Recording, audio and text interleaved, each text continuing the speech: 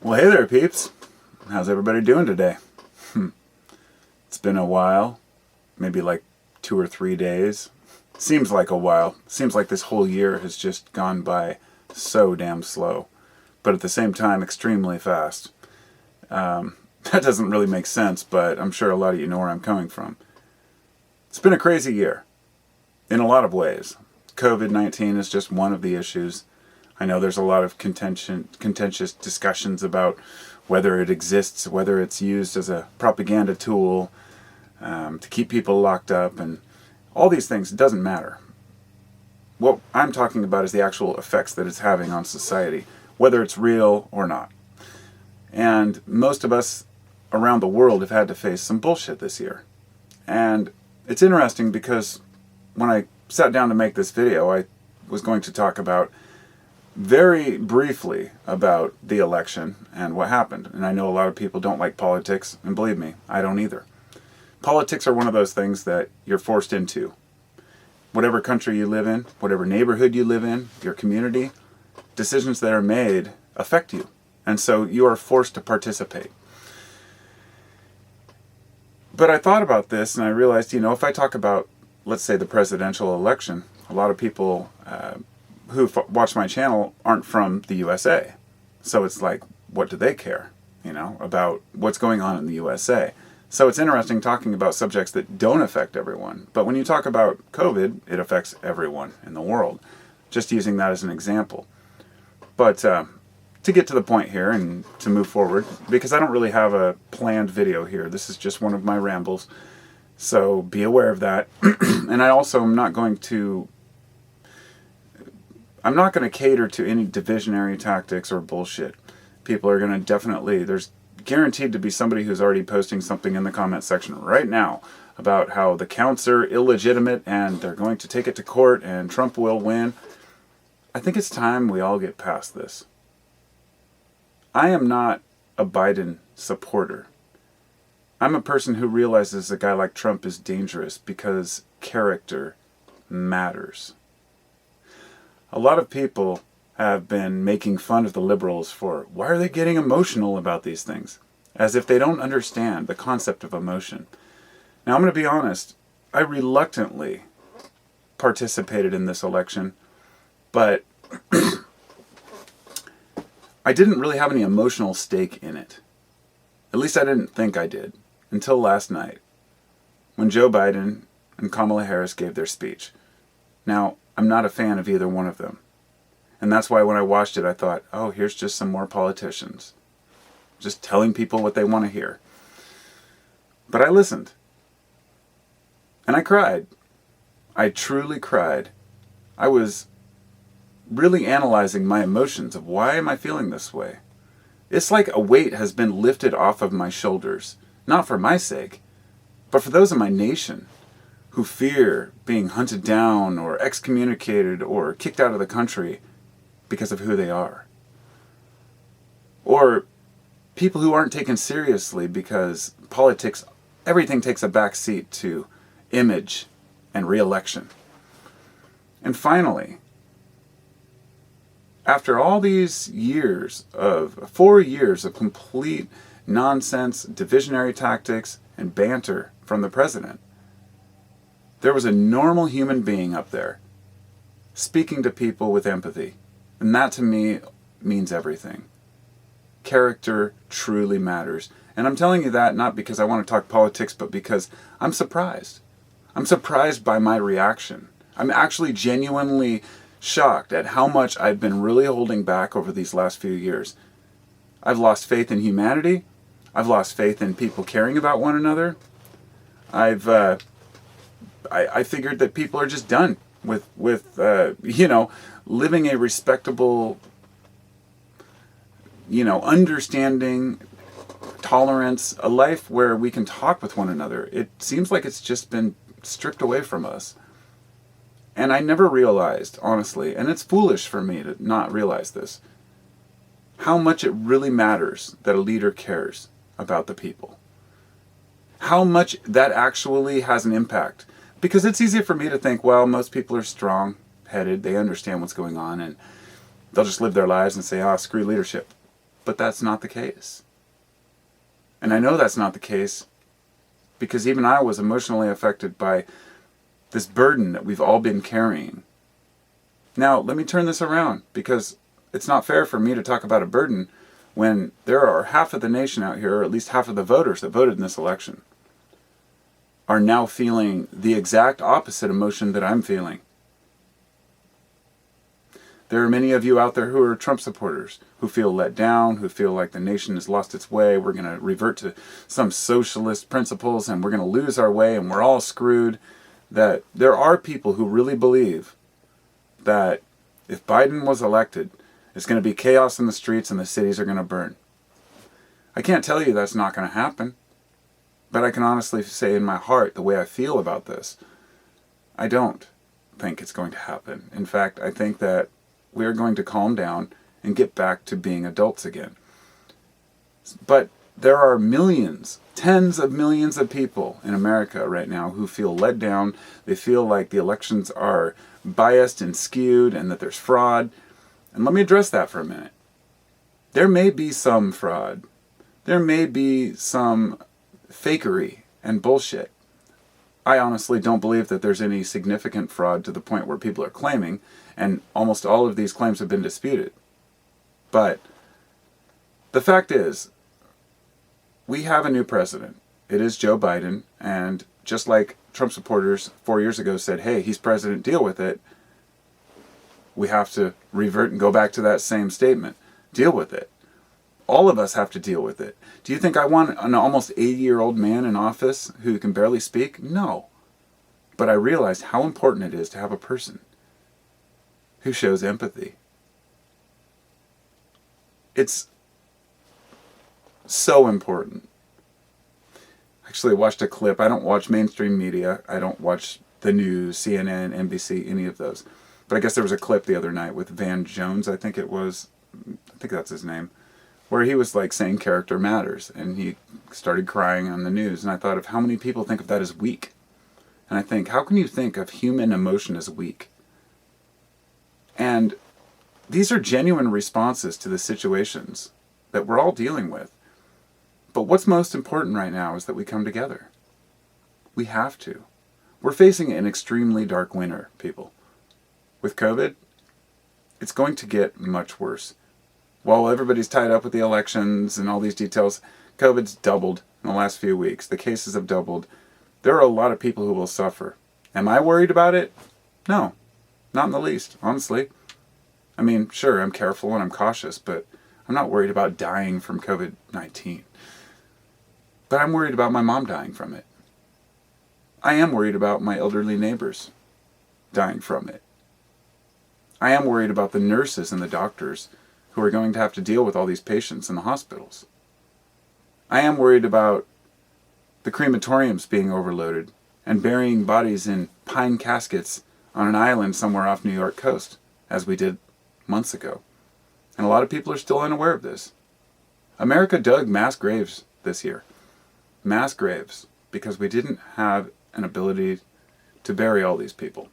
And I know that it's easy to be in denial, but we're facing some serious shit right now as a species. I was talking with my brother earlier, and I said, I like having some dried food and some basic supplies in case the shit hits the fan. And he said, well, I'll cross that bridge when I come to it. And I say, it's so important to me to tell people to prepare for anything because I want everyone to be able to feel secure and safe. And we don't know what's coming. I said a simple solar flare like the 1859 Carrington event could take down our whole power grid. And we'd be left completely screwed. And if you don't know what the term JIT means, or just in time, you need to dig deeper. This is something that everybody should understand. We live in a JIT society, which means that the stores can only hold enough food and materials for people to buy for like a day or two. There used to be stock rooms full of goods. It's not that way anymore. Everything is brought in daily on trucks. If any one little thing breaks this system, the ripple effect can be disastrous. So what I'm saying is don't be fearful, but be aware that our whole society hangs on a thread. And it would only take one little trigger for that to go downhill, which is what COVID has done in many ways. unfortunately, the states and the federal government have failed in their response to this. And I'm careful to say that when I say that, because I'm comparing to all the other governments around the world and the way they've handled this pandemic. They've been honest with their people. They've said, this is deadly. Please wear a mask. Please be reasonable. Please wash your hands. Do the best you can. People are going to die. The virus is not going to go away until it's done its job. But the fact is, we can ease the burden on each other. Americans can't even do that. We have people marching about masks. Marching because they don't want to wear a face covering to protect others. And I understand that you might go into all these scientific details about why none of this matters and it's not real, it's not dangerous. Empathy is what I've realized we've been missing. You know, we've been lied to for so long by our governments. So long. We don't know what's true. We can't trust our politicians. People don't trust the experts. People seem to trust their feelings more than anything else right now. And I'm going to tell you right now, that's bullshit. It doesn't work. I used to believe you could trust your feelings, the vibes. It doesn't work that way. There are a lot of facts we can't deal with as human beings because we're not emotionally capable of understanding all these different opinions and what matters to different people. We become very selfish. There's research bias, confirmation bias. We believe what we want. And it's just like how doctors in the 1960s were telling people to smoke Camels because they're better for you. How the dairy and meat industry convinced people that you need milk. How Monsanto has managed to fight off all these lawsuits for glyphosate, and we know that it's horrible and possible carcinogen in the rest of the world. America is a step behind everything. We're a step behind in child mortality, 17 steps behind, actually. We're steps behind in wage and poverty, homelessness. We have the biggest prison industrial complex in the world. Even worse than communist nations. We have more prisoners than any nation in the world. And I'm not putting down America. I'm putting down the American government for its failures. But it's also on the people, the decisions we make. We trust the pharmaceutical industries, but we want to keep the war on drugs. Even though people would be shocked to learn that some of these pharmaceuticals have only been tested on a handful of people, maybe a couple dozen participants or less. And when there's a lawsuit, well, it's not their responsibility. Not only that, we're paying 10 times more for these pharmaceuticals than other countries. I'm not here to point the finger at the failures, but rather to say this is what capitalism and greed gets us. This is where we end up, is being convinced that the other side knows nothing and we know what we're talking about. But then we also believe that others know better. So we think we know what we're talking about, but only when we're trusting one person who's giving us this information that's been filtered down and watered down to make it palpable and, so we can stuff it down the throats of the American people. Hey, we're going to make this nation great and we're going to fix it. Every 4 fucking years it's the same shit with these politicians. Which is why I'm still on the fence about many of these things. Does voting even matter? My brother and I talked about it earlier and I said, it's too hard to explain in a text, but, George Carlin said if you vote, you're part of the problem, right? It's kind of a half joke. Or you have to participate, but if you don't participate, then you're just letting whatever happen. But you're also not born into a society where you're forced. It's not your duty to participate in politics, but in some ways it is. It's a very difficult thing. We've been told we can't self-govern, so we need others to do it for us for a long time. We can self-govern, but we also need some sort of a leadership. And this is the epiphany I've had over the last few days. I'm the kind of person who can take it upon myself to figure out the proper decision for, say, a major choice. I wouldn't look to a leader to say, what should I do? What should I do?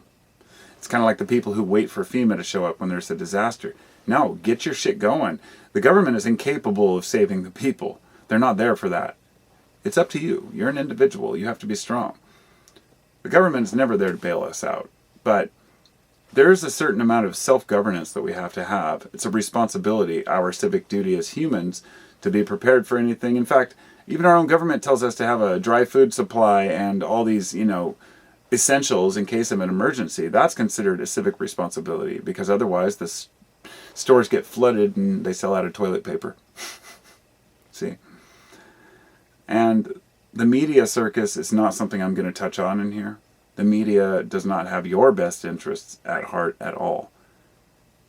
They make it seem like there's this liberal and conservative media and that they're competing and butting heads. In some ways this is true, and there's a little bit of freedom.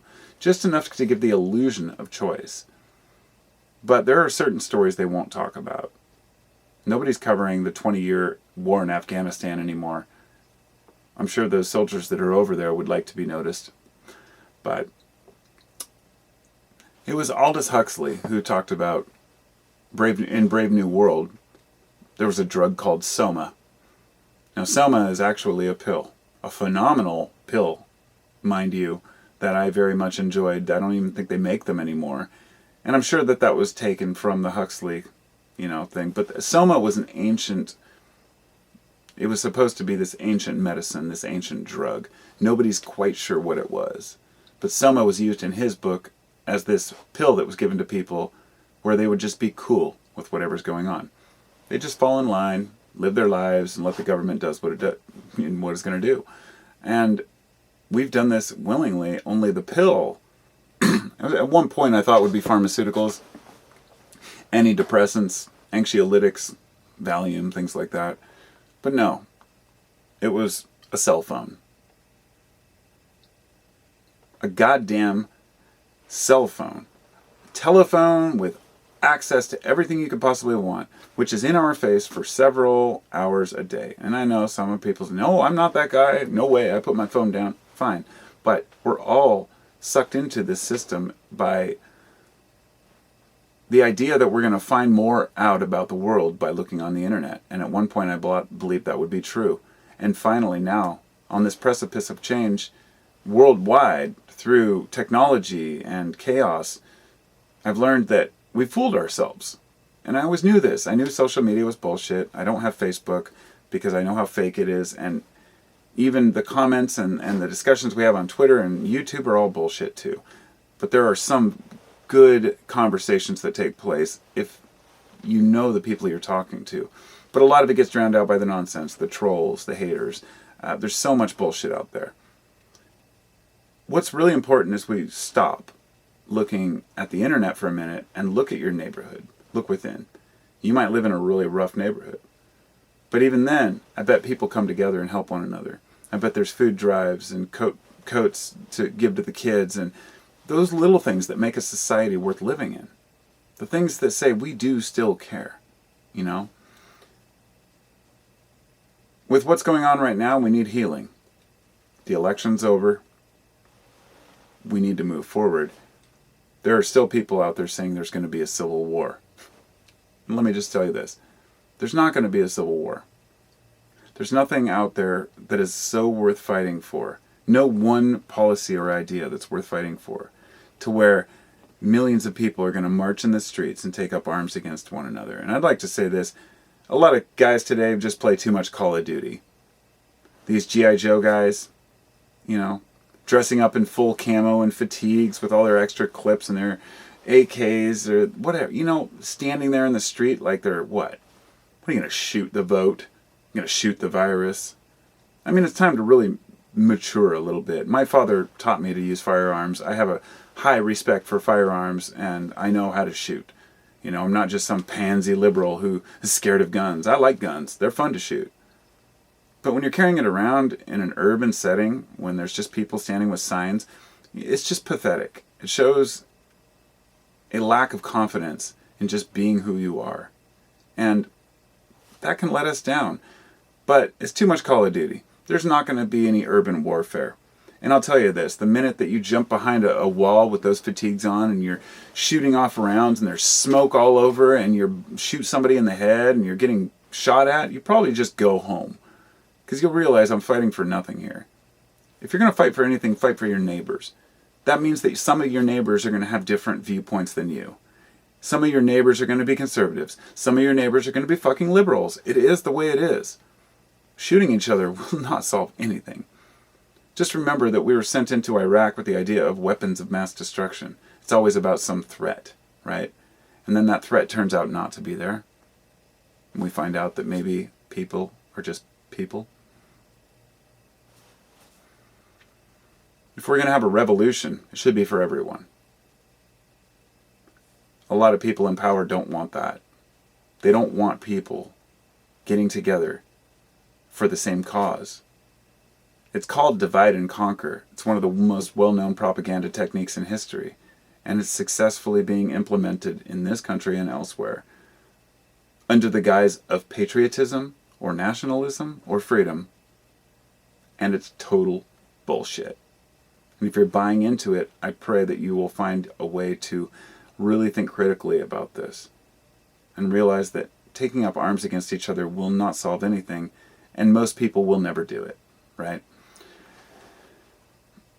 The violent people in this society are a minority. That has to be stated. The violent people in our country are a minority, but they have the loudest voices because they are so angry about whatever they're angry about. And look, we're all angry. There's a lot of issues that we have to face as a society. Being human was never said to be easy.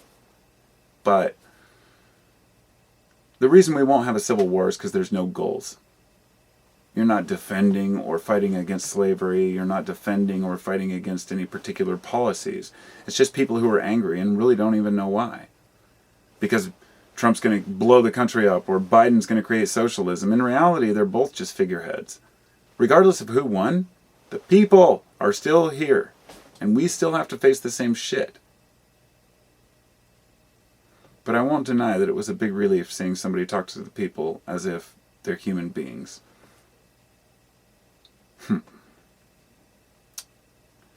going to leave you with this. A country can descend into chaos fast. It happens quickly. Actually, one guy, Chris Hedges, he's a journalist. He got fired from the New York Times for disagreeing with the war, and he's very dark and grim, and he talks about a lot of things that people probably don't want to hear about, like that America could just, flip a switch overnight and it would be chaos. And that's absolutely possible. It would probably be some external or internal chaotic event that would take place, like the Carrington event of 1859, which was a major solar flare. If they took the grid down, or if the grid was taken down by EMPs or the sun, you've heard that before, but it's a serious issue. We rely on electricity for everything. It would only take a couple days for this country to fall into total disarray. So it's important to be aware of that, but at the same time not lose hope. Because if these things don't happen, we might be able to move into a brighter future. I am ambivalent about this. I really am. I don't know if we have any hope as a species, or as a country even, or if we're just totally doomed because of our own consciousness and awareness. We can destroy ourselves overnight. But I would rather hold out hope for humanity and say, yeah, we can do this, than to think that we're all doomed. But like I said, cognitive dissonance, I am not sure what I really think anymore. But I do think this. Most people are good. Most people are kind. Most people mean well. Most people will help their neighbors in a time of need.